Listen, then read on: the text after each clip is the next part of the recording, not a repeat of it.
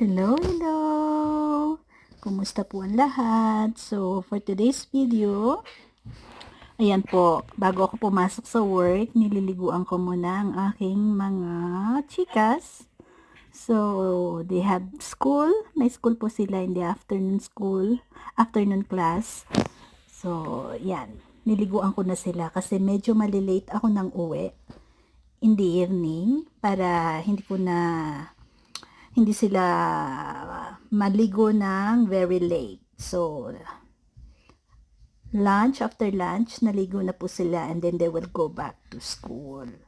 So, ayan po, pag nanay ka, dapat madiskarte ka para hindi ka mapagod. Kasi mamaya pagod na ako from work, so I don't have energy to bath them. So, ayan. So, I make them ready. I make them have shower before they go back to school in the afternoon. Then, after nyan, ako naman po ang maliligo because I had to go to work.